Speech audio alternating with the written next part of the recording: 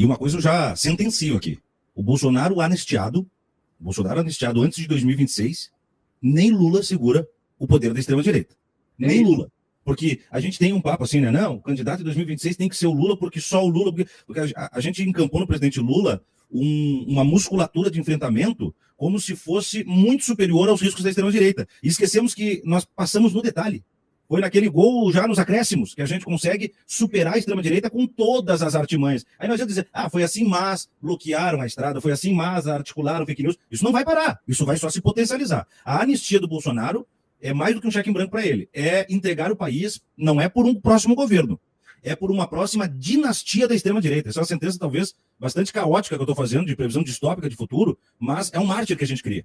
O mártir que se imagina que o Lula poderia representar para a sociedade, indo para a cadeia e saindo, não é assimilado por grande parcela da sociedade como um homem que foi condenado politicamente, né, e não criminalmente, por um homem que foi tirado de um processo político pelo que representa, e muitas parcelas da sociedade viu ali como um sujeito incriminado que conseguiu elaborações para fugir da sua pena. Com o Bolsonaro será diferente, porque o grupo seguidor do Bolsonaro vê de outra forma, né? Vê ali aquela coisa messiânica, né? Vê ali aquela coisa apaixonada nas afetividades lá de Weber, né? E aí, meu amigo, se Bolsonaro é anistiado, pode entregar a cadeira da presidência para uma dinastia. Ele é capaz de botar os 4 filhos de presidente da República em sequência, se bobear, viu, deputado?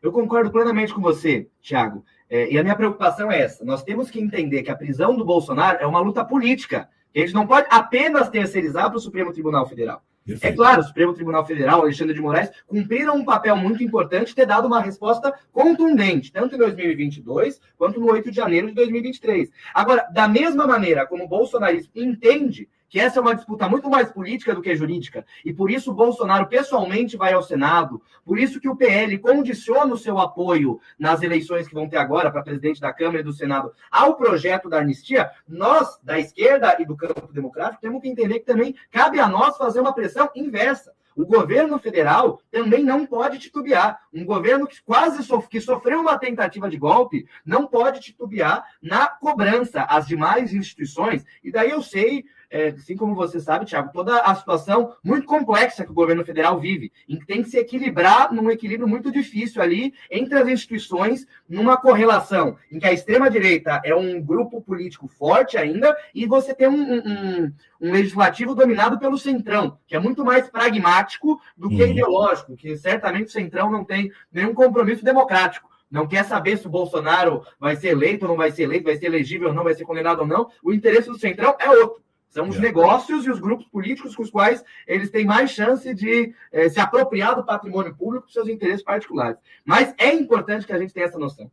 A prisão e a manutenção da inelegibilidade do Bolsonaro vai depender de uma atuação política, tanto nas instituições, tanto do governo federal, tanto pressão sobre o Supremo Tribunal Federal, quanto da nossa bancada minoritária no Congresso Nacional, mas também de um movimento aqui do lado de fora. O mesmo entendimento que a extrema-direita tem, e por isso que para eles, há mais de um ano, a palavra de ordem é anistia para o Bolsonaro e anistia para o 8 de janeiro, a nossa palavra de ordem tem que ser Bolsonaro na cadeia e nenhum perdão para as pessoas que atentaram contra a democracia no nosso país. E concordo com você. Nós temos que entender, e a gente pode falar das eleições que terminaram agora no último domingo, aqui no Brasil, tem vários resultados para a gente interpretar, mas a gente tem que entender, e a gente falou muito sobre isso ao longo desse último 1 ano e meio, que derrotar o Bolsonaro, como você disse, por uma margem muito estreita em 2022, e no qual a única figura capaz de fazer isso naquela eleição foi o Lula, e ainda assim com um grande rol de aliança, que é a do Alckmin, a Simone Tebet, ao PSOL e assim por diante, por uma margem muito estreita. Aquela derrota não significou que a extrema-direita e que as ideias da extrema-direita foram enterradas na sociedade brasileira.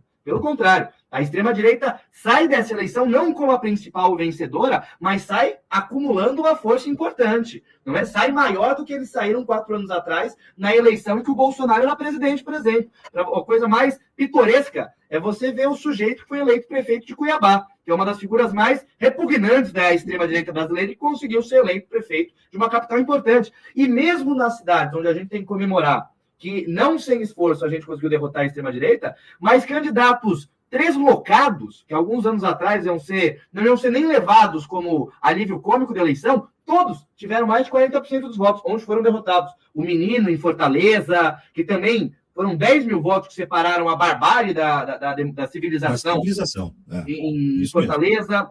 O pupilo do Nicolas em Belo Horizonte, aquele pitbull maluco em Niterói, o Piruquinha lá em Belém, enfim, isso mostra pra gente que a extrema-direita ainda, fora as transmutações, né? Pablo Marçal é uma nova expressão da extrema-direita que não vem diretamente do bolsonarismo, né? Mas que cria um perfil próprio, ou seja, nosso desafio é grande, é muito grande pela frente. E a luta pela manutenção da inelegibilidade do Bolsonaro, para que, mais do que isso, ele seja preso pelos crimes que ele cometeu, é uma luta que vai ser decisiva para o próximo período. Não está dado que, com o resultado que a gente sai dessa eleição, e muito menos se o Bolsonaro consegue reverter as suas condenações, que a gente ganha a eleição em 2026.